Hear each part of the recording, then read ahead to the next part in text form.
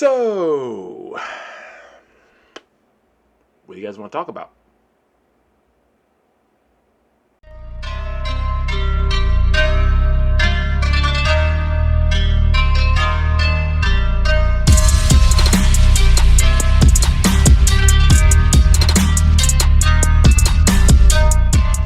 What's up, guys? It's me, it's that guy, Tommy, and I have thoughts. I have thoughts, I have feelings, yeah. And normally I would wait to do this on Countdown City WrestleCast, which airs, which we, do every Wednesday on YouTube and Facebook at 9:15, sometimes 9:30, and which we will be doing this week, discussing WrestleMania, but this couldn't wait. I couldn't wait on this one. I had so many thoughts going in to this, and I was gonna wait and see how the event played out before I said anything. But now that it has played out, I have thoughts. and those of you who watched Countdown City WrestleCast, you already know I was not the biggest fan of this event going in. And if you saw the episode before WrestleMania, the build I hated the most for this was the Trick Williams Sami Zayn build. Not because I don't like Trick and Sami. I love Trick and Sami. I think they're fantastic. I hated the build for their match. It felt so last minute, so rushed, and so many other people could have been a part of it had they booked it better. That was my biggest problem with that. Everything else was good booking that they ruined almost immediately. That was the problem with everything else. Everything that should have been genius, fantastic, easy booking, they ruined. We'll get to that. But I started this quoting Cody Rhodes. Now let's quote Trick Williams. Let's talk about it. Let me start off by saying this. Every wrestler did their thing. Everybody. With what they were given, every wrestler did their thing. Here's the problem. They weren't given much. God.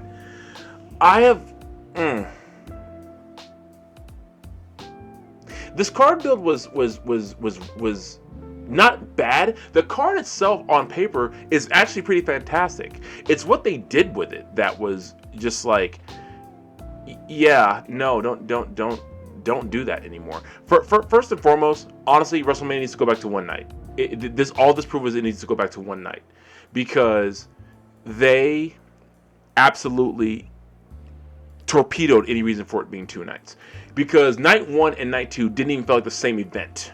It felt like night one was essentially Monday Night Raw, and then night two was the actual WrestleMania. So honestly, they shouldn't do that anymore. And I know, I'm just another fan. Well, yeah. So I'm a fan. I'm gonna say this stuff, and I don't like that we feel like we're getting back to that era of pro wrestling where these wrestlers who prove they can go in the ring are not given a lot of time. I mean, and I'm specifically talking about the women's matches because, because until Rhea and Jade got in the ring, no women's match went over 10 minutes in night one. You had Becky and AJ Lee, of course, Liv Morgan and Stephanie Vaquer, and neither of those matches hit over 10 minutes. Liv and Stephanie didn't even hit 7. That's ridiculous. Stephanie Vaquer, Liv Morgan, that storyline was writing itself this whole time, and you give them less than 7 minutes? Are you kidding me? If you guys heard clapping, that's my wife yelling at the cats. It's insane. And okay, I honestly do get the point of celebrities being in pro wrestling. I honestly get the point. And honestly, I'm not even mad. And honestly, I'm not even that mad at IShow's Speed. I'm not his biggest fan, but I'm not even that mad at IShow's Speed in the 6-man tag match. So and then ironically, Lil Yachty kind of worked in the role as Trick Williams' manager. That's weird. That's really weird. That all the time they tried to put him in stuff, it didn't work. But this works. I don't know why. I guess just had to find his opening. I don't know. But let me point out what matches I legitimately thought were really good. Jacob and Drew, Gunther and Seth, Oba and Lesnar for obvious reasons. Oba won. The ladder match. Trick and Sammy was good. I just think it could have been way better. Balor and Dominic was really good. Rhea and Jay was a lot of fun, and Roman and Punk was actually really good. I think that was like really good. Notice how most of the matches I said, if you go to a ratio, most of the matches I said were on night 2. Notice that? So, my thoughts on Mania in total, let's take this a little bit at a time, but let's not even start with WrestleMania. Let's start with SmackDown. Let's start with the fact that the MFTs and the Wyatt Six happened on SmackDown before Mania. Why wasn't that on night 1? Let's talk about the Andre the Giant Battle Royal, Memorial Battle Royal, for like the 8th year in the row, not even being on the WrestleMania card. When I thought that was the point of the whole of that Rumble in the first that Battle Royal in the first place, was to put it on the WrestleMania card as a tribute to Andre, but they put it on SmackDown before.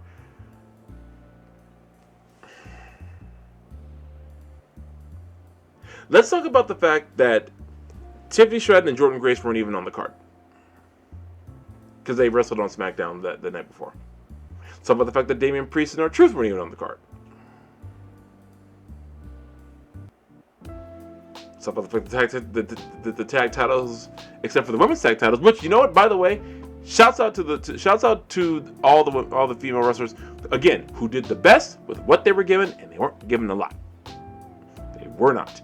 How do you have... Okay, hold on. Let me finish with what I was saying about SmackDown before I jump into that.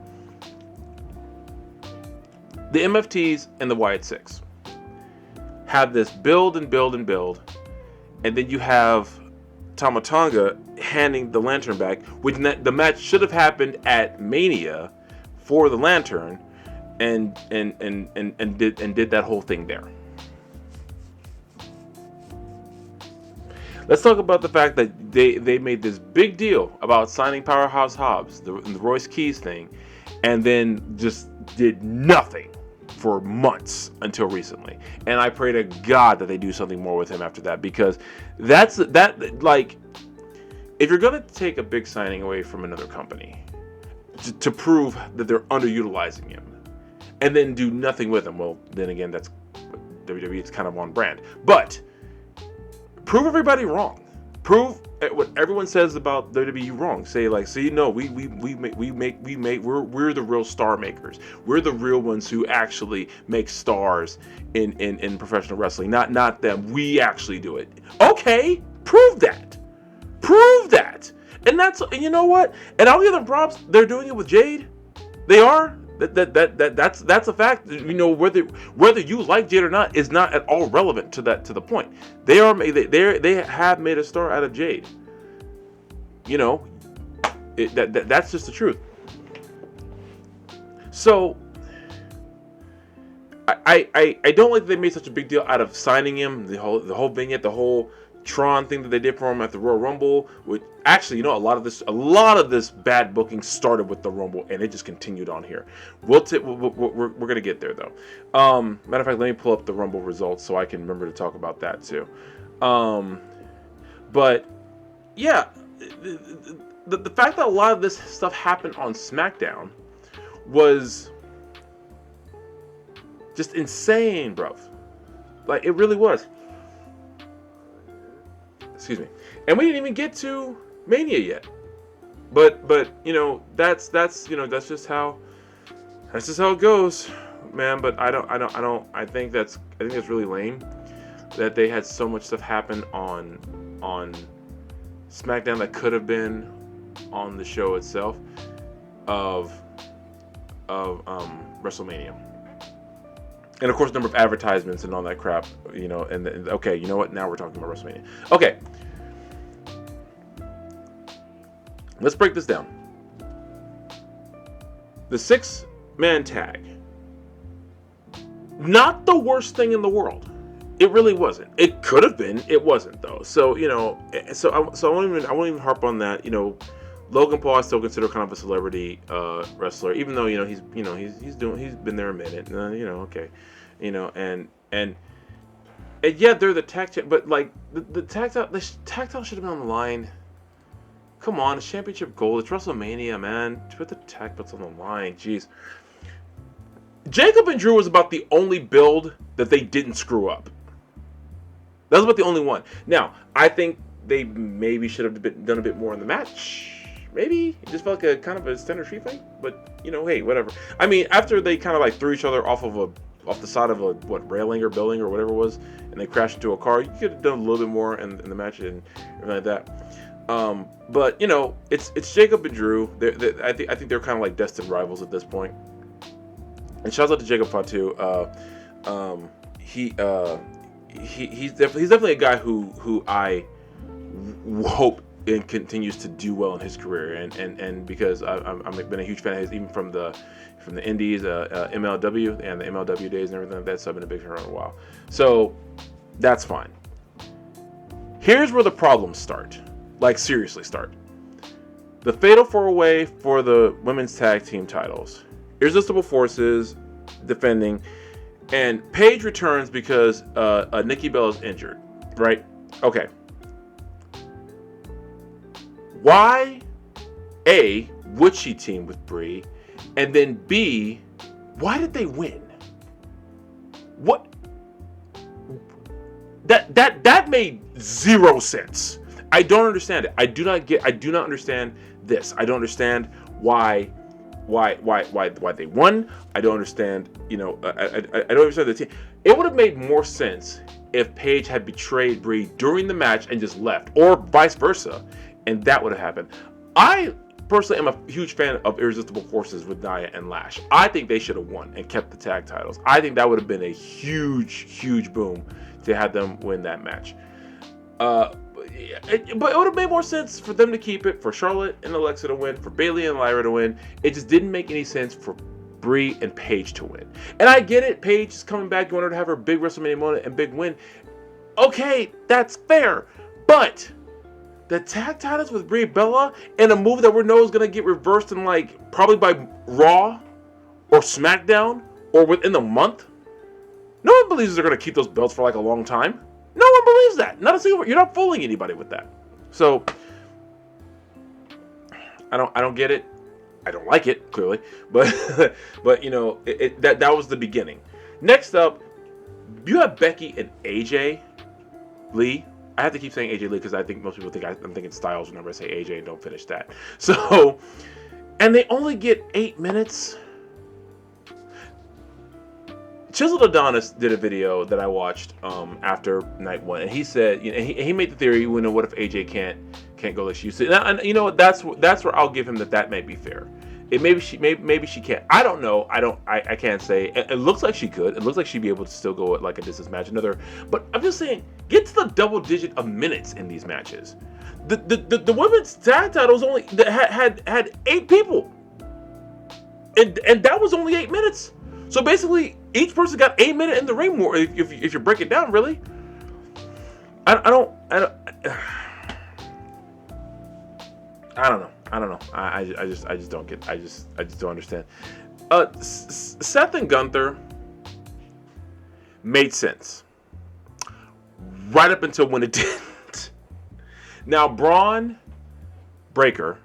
Wow, you have to say a lot of names with the last name nowadays because that's why they always had different last names because or different names because if you said the first name they could be from 3 different people. But anyway, Braun Breaker coming back was kind of figured he would. I'd heard rumors that he was okay to come back. The ending of the match was, you could have done anything else. You could have done anything else. You could have made that ending way more believable. So why do the ending that way with him, the spear, and then okay, you guys know what I mean. And I'm skipping, and I'm moving past it to the next thing because trust me, I have a reason for that. Then we have, I'm looking something up on my phone while I'm talking. Then we have Liv and Stephanie. And here might be one of the most egregious sins of a WrestleMania match I think I've seen, especially in recent memory, maybe ever, as far as what they were building up, what we were expecting to get, and the nonsense we got in return. First off, let me go ahead and call some spades some spades. A big shout out to Liv Morgan for getting that huge WrestleMania moment. Good for her. Shout out to Stephanie Vaquer, who turned down a lot of other opportunities in other companies to get WWE because that's what she wanted, and she wanted to go to WrestleMania. So I like when people have a dream. My thing is this: as long as you're not hurting anybody, as long as you're not hurting yourself, as long as you're doing right by people. If you have a dream, go get it. Her dream was to go to WWE, go to WrestleMania. Congrats to Stephanie Vaquer. You absolutely earned it. You've been killing it so far. I am more than positive she'll get back there again and have a huge moment where she's winning a match at WrestleMania. I believe that. This feud was built up as one of the seminal feuds coming out of Raw. And it had everything. Of course, Judgment Day interference, blah, blah, blah, Less than 7 minutes. Less than 7 minutes of arguably one of the most interesting characters in pro wrestling in recent years in Liv Morgan, and one of the best professional wrestlers going right now in Stephanie Vaquer. And less than 7 minutes? Less than 7 minutes for the Women's World Championship? Are you kidding me? This isn't Raw. This isn't SmackDown. This is WrestleFreaking-Mania. And you give them less than 7 minutes?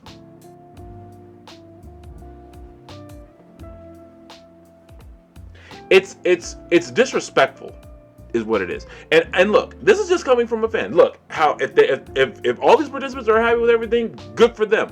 I am speaking from a fan perspective of what a fan was looking for. I will not speak for the people in these matches. You know why? Because I don't know them. I don't know what they're going through, and I don't know. They could all be perfectly happy. And every wrestler who is on this show could have been perfectly happy with how things went. And you know what? Good for them. I'm just talking from the fan experience. You cannot, in good conscience, rather, give us this height of a feud. Stephanie and Liv are jumping each other every 5 minutes in the back of Raw, and then when they get to WrestleMania, the supposedly granddaddy of them all, less than 7 minutes. They couldn't even get a full 10. And that's why, you know what? Shout out on night 2 to Rhea and Jade. Hey, they got to 10 minutes. 10 minutes and 8 seconds. Barely crossing that threshold. What was the conversation in the back? Hey, guys, do one more suplex. We got to at least make that time. Because we definitely screwed over your constituents in night 1. I do not understand how you do that with a straight face. Looking at the I'll just say the call sheet. Look, this comes from working backstage on wrestling promotions. I don't know what happens in the back of the WWE. Of course, I've never been back there. But working some indie promotions. Look, I've seen the call sheet. Here's how much time you have. 7. Again, not even a full 7 minutes. 6 minutes and 51 seconds is the official time that I've been seeing online. 6 minutes 51 seconds. I cannot, for the life of me, figure out why you would even put them in that position. I don't understand it. I don't understand why you would think they would, that they it almost feels like they didn't have faith that they could keep the audience's interest for longer than that. That's what it feels like to me. That's all these matches, all the women's matches were under 10 minutes. And look, Let me tell you something. Keeping audience's attention, you know what? I'll give it to you. That's hard to do, even in pro wrestling. You know one reason for that in certain companies? Because you spend all your time on advertisements. Spend all your time on advertisements. There's something I'm looking for that a friend sent me about the time. Because don't worry. I haven't forgot about the main event of night 1. I'm about to get there. But I'm just looking for this message a friend of mine sent. Where is it? Yeah, here it is. WrestleMania was about 4 hours of night 1. Night 1 match time, an hour. Total matches, an hour and 25 minutes and 50 seconds. Non-match related things happening. 2 hours, 29 minutes and 54 seconds.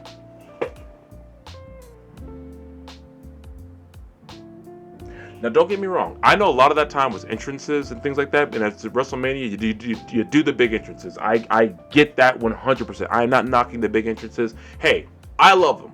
Hey, I'm just like, oh, what they gonna do with this? And how they coming out? I love the big entrances. I love the unique entrances for WrestleMania because I think they're cool.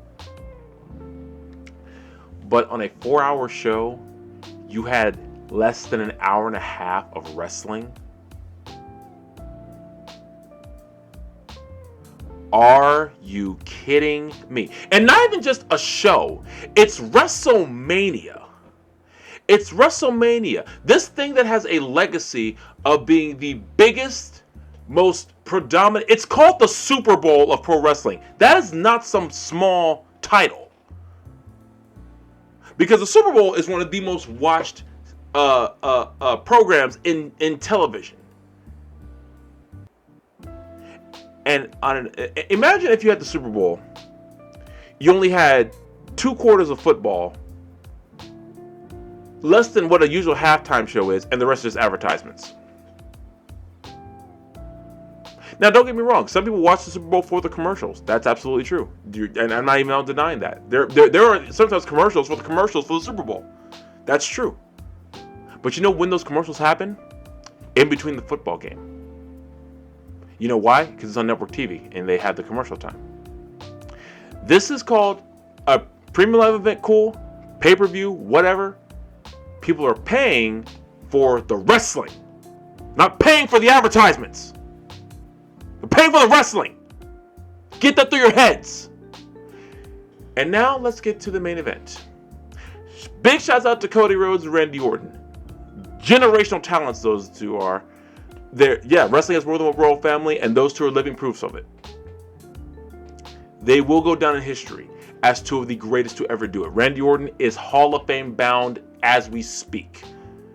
And whenever he goes in, it's going to be a great moment that he deserves. Cody Rhodes is on his way too. He's just a few years behind, but he has been building his legacy, and he is absolutely going in. The insanity of this Pat McAfee and Jelly Roll stuff. And let me make clear, I like Pat McAfee and I like Jelly Roll. In fact, I'm a Jelly Roll fan. I love his music. His song "Born Again" is one of my favorites. The song he does with Eminem is a haunting tune and rap from M. So big shout out to them. I love that song. This match had a built-in storyline. It needed nothing else but these two, and that's it. And Pat McAfee and Jelly Roll got shoehorned in. And that's why I'm not mad at them. I'm not mad at Pat McAfee. I'm not mad at Jelly Roll. They didn't get forced into this. They were shoehorned into it. It's not their fault. Now, from a character standpoint, yes, I'm very annoyed. But again, I'm not mad at them because it could have been anyone else in this feud, and I would have hated that. Because Cody and Randy didn't need anyone else in this feud. They did not need anyone else getting involved in this. It was just these two. That's all you needed. Nothing else. And then you had Orton RKO Pat, who was on his side, I guess. I don't know. And then, which immediately begged the question, well, what was the point?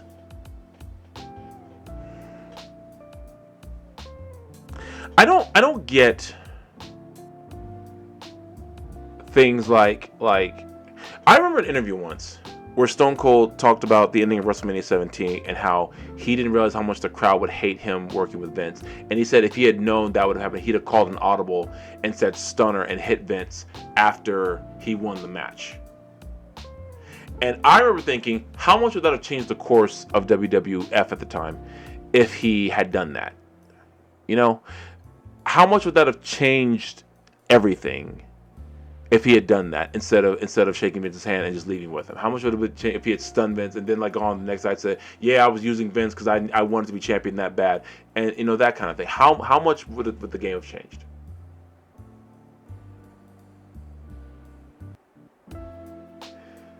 This one didn't make sense because it would have made sense, and I swear to you, it would have made sense if Orton had won, then gave Pat the RKO and left on his own, maybe even punt him and punt Cody. Then that would have made sense because like he could have just said, I was just using you, Pat. You were just the means to an end so I could make sure I get the title and get it to number 15. Blah blah blah blah blah blah blah. That would have been a masterclass of writing that nosedive that they were doing. But now at this point, straight down. Night one was tragic, man. Night one was tragic. It did not feel like I have not felt this much of not a WrestleMania since WrestleMania 27, and that is probably like my least favorite WrestleMania of all time is 27. I know people complain about 9, but I wasn't really watching wrestling like that when 9 was around. I watched 27, and what 27? I think the only really good match on 27 was what was that Taker and Triple H. Let me see. Yeah, Taker and Triple H. Everything else was like pretty standard in that mania. Oh, that's the one where Snooki from Jersey Shore teamed with John Morrison and Trish Stratus. I forgot that happened. But no, night one was so bad. They should. From now on, if they're gonna do 2 nights of Mania, just make the first night Saturday night's main event, and then the next one just WrestleMania by itself. Don't ever do this again. The next year is supposed to be 2 nights again. If you're not gonna do it better than this, don't do that. Don't do this again. Do not. And ironically, night 2 felt like WrestleMania. I still think they had less wrestling time than the entire show did, honestly. But at least it felt a little better. You know, Obafemi defeats Lesnar, and it looks like Lesnar's retiring. I know there are several people sad about that. I do not have that feeling. I'm like, yeah, that's cool. Yeah, that's about right. You know, just in general, you know, even if you take out the less savory news about Lesnar, take that information out. It's just no. He's been around long enough and hasn't really done much that was all that interesting. Not lately, anyway. So okay, cool. See you, dude. Have fun working on your farm or whatever it is you're doing. Laters. It was not the sad moment for me. It was for other people. I was like, peace, bro. Did not bother me at all. But Obafemi is the future. Obafemi is the future, and I would not be surprised to see if he was even the main event of Mania next year. Because he's just got that aura, he's got that it factor, he's got the strength, the power, the speed. And then, jumping ahead a bit, he did call out the OTC in the media scrum after Mania. So, yeah, I'm down for that. Let's start. And you know what? That actually I might actually watch Raw tomorrow. I haven't watched Raw like all the way through in a long time. The ladder match was great. The ladder match was fantastic. I'm also happy for Penta. I got to meet Penta years ago in Austin, Texas, for Wrestle Circus. For anyone who remembers Wrestle Circus, excuse me. And his whole career is just fantastic. And He's a great guy, nice guy. He legitimately loves pro wrestling, and I'm happy to see him succeed in pro wrestling. So, Javon Evans, Dragon Lee, JD McDonough, Rusev, Rey Mysterio, who I'm more positive. I think he said it. Yeah, he said it. This is his last year. All the legends are retiring, which is fair. I'd rather these legends retire when they're still semi healthy. Because we've seen the effects of the ones who go too long, and with conventions and streaming and podcasts and stuff now, they can still make a living, and they don't have to put their bodies on the line anymore. And I'm fine with that. So Rey Mysterio, he has been doing this since he was what 14. Yeah, no, he can retire. It's okay. And besides, his legacy's in good hands. Dom's actually really good. Here's what I alluded to this earlier. Here was my problem with Trick and Sammy. Here was my problem. Not that it wasn't good, but it's kind of like the same problem I had with the women's world title match between Liv and Stephanie. They got just over 7 minutes. Sami Zayn and Trick Williams. Sami Zayn, who I can't even list the number of wars he's been in. Trick Williams, who he even defeated Dragunov to become NXT champion. He faced insert main contender here in 7 minutes. The good thing here is Trick got his WrestleMania moment, and he got to win the U.S. title and celebrate with his family and everything like that. So that's cool. Let me explain though why I hated the build of this match. It didn't need a title. It really didn't. It could have just been those two, like, hey, I don't like you, let's sell this at Mania, and that could have been it. If they were going to have it for the title, they should have included Carmelo Hayes. The way Hayes got screwed out of this whole thing is an offense. And I am not saying that Trick does not deserve to be treated like the star he is. He has earned it. He absolutely has earned it. So has Carmelo. So has Sammy. You could have made this a triple threat and let all three of them duke it out and just go to town there. The story with Trick and Carmelo is written right there. Just toss in Sammy because he's been saying he's just trying to get on WrestleMania. Let that be the way. Let that be how that happens. Don't do all this rigmarole and take the belt off Carmelo, give it to Sammy just for him to just drop it right to Trick immediately. Just put Carmelo in the match. Let him go in as champion. If Trick wins, Trick wins. Who cares? But at least all three of them got to have the WrestleMania moment. This was so easy to make work. And they didn't. This next match, the Demon Finn Balor versus Dominic Mysterio, that probably had the second best build that they didn't screw up out of all of Mania. The first was ironically Oba and Brock. That was like the best build they had. They didn't completely ruin. Ironic as that statement is, but this one was like, yeah, I was like when they were setting this up of Balor versus Dominic, all I could think was, do not screw this up. Do not screw this up. The one thing that they did absolutely wrong with this was announcing Demon Finn Balor would come back. I was like, don't announce that. Just let the people guess correctly. I said this on Kansas City WrestleCast.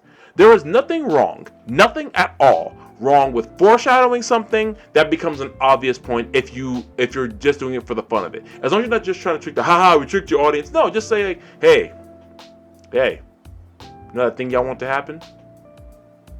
It just might happen. And stop talking. Don't say another freaking word. Just stop talking. And you know what? People will like that. Do you know why people watched Avengers Endgame? Not because we thought Thanos was going to win overall. Nope. We knew the Avengers were going to win eventually. We wanted just to see the road to get there. Nobody watched Avengers Endgame thinking, Thanos is just going to, keep that W that he got. No. The Avengers were going to win somehow. We just wanted to see how. There's nothing wrong with knowing that the hero is going to win in the end. It's not always about the ending.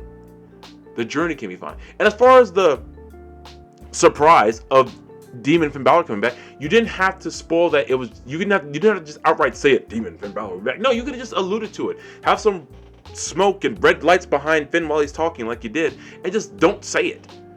You know why? Because everyone's going to say, and then it happens. Easy as that. It's easy as that. And just let it happen naturally. It's okay for people to get, because that way people will be like, oh, I'm smart. I figured that out. Yes, thank you. Yes, audience, you're brilliant. See how easy that would have been?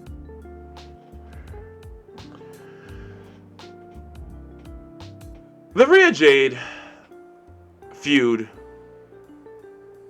was weird at several points, but I think the match really did pull it off. Shouts out to Jade. I still remember getting to interview her here in San Antonio for Superhero Comic-Con. She was really cool.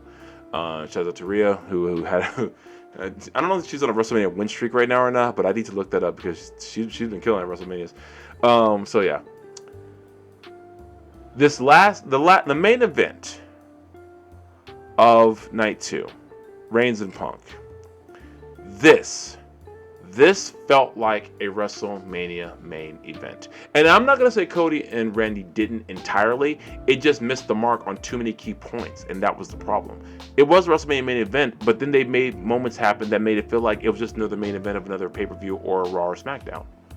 It didn't feel like a WrestleMania main event. Another reason why about the Cody and Randy one was the whole attack on Cody after the match, and then Randy holding up the championship like he just won it when he didn't. Which basically says, like, okay, they're going to wrestle again at Backlash. And this is not to say there's never been a continuation of feuds at Backlash, but the point of WrestleMania, and I think even Chiseled Adonis said this on his video, is you're supposed to feel like it's the end. You're supposed to feel like it's over. When The Rock and Stone Cold wrestled again at Backlash after WrestleMania 15, you didn't get the sense that, oh, that's going to happen at Backlash, this rumor is going to happen at Backlash. No. When Austin beat The Rock, it felt like it was over and done. They just happened to continue the feud at Backlash. And actually, Stone Cold said he feels that the Backlash match at 99 was a better match than WrestleMania 15. And I somewhat agree, although I do think that the WrestleMania match they had was the bigger moment. I think he's right in the Backlash 99 match was the better match. I just think the WrestleMania 15 was the bigger. And that's the point. The WrestleMania moment is supposed to be the bigger moment. That's what, okay. Let's all call a spade. The Hogan-Andre match WrestleMania 3 was not that great. Wrestling-wise. It was not that great wrestling-wise. Moments-wise, it defined pro wrestling. Look, I'm not the biggest Hulk Hogan fan for a variety of reasons, including he's not even in my top 20 of favorite wrestlers of all time. He's really not. Sorry. But that moment defined pro wrestling. It took it to another level. That's just the fact. There's no denying that at all. You cannot deny the importance of the Andre the Giant body slam. You can't deny that at all. This is what it is on that one. But the problem with the Cody and Randy match was it didn't have that moment. It didn't feel like the moment that like their feud was over and Randy could jump Cody on SmackDown and then punt him then and take the belt then. No, it just felt like any other main event match they could have had. In contrast, Roman and Punk, that was a moment. That felt defining. And if they continue their feud after that, that's fine because that felt like it was over with and done. And shouts out to Punk and Roman. I've been very critical of Punk since he came back to WWE for a variety of reasons. How he left AEW, things he has said before about pro wrestling, AEW, WWE, how he came to WWE, and things he's said and done since he got back there. I've said a lot of things about Punk. In recent weeks, I have seen the old CM Punk, who was the reason I was straight edge in high school. The reason I was straight edge in high school and college was because of Punk. It's just the truth. So shouts out to him. Him and Roman, they did their thing. I actually got to give them credit. That was one hell of a main event. It really was. I got a lot of respect for both of them. It was really, really, really good match. Night 2, and it feels like it was a completely different show. Like it wasn't even at all anywhere close to night 1. As far as the rating I would give it, I'll tell you guys, be sure to tune in to Capital City WrestleCast. You'll get my rating then. So this coming Wednesday, 9:15, maybe 9:30. Check it out then. But overall, here's my point. It's WrestleMania. 2 nights of it. You could have had 2 nights of pure magic that would have people who didn't buy a ticket or who wrote the show off or who didn't think this was a good idea. You could have proven everybody wrong. You didn't. You prove them wrong, and you only prove them wrong on certain points in night 2. Not even the full night proved everybody wrong. You didn't, because you went in with a deficit. You could have had the chance to make this a very special 2 nights, and especially after last year, which last year's bill wasn't all that great either, if we're being perfectly honest. And you could have fixed all that, corrected course, made it a spectacular, fantastic event that everyone would praise to the ends of the earth because, oh my God, we were so wrong. WWE, you knew what you were doing the whole time. You made it that, and you did not do that. And again, I am not talking about the wrestlers. The wrestlers did their thing. The wrestlers saved it. The company let them down. I was gonna say I'm wrong. I'm gonna take that back. The production also did their thing. So it wasn't the wrestlers, wasn't the production. The weight doesn't fall at the bottom of the pyramid on this one. It falls at the top. And I said what I said. I don't regret it. I stand on it. Shouts out to all the pro wrestlers who did a great job with what they were given. Shouts out to the production people who did the best they could with what they had.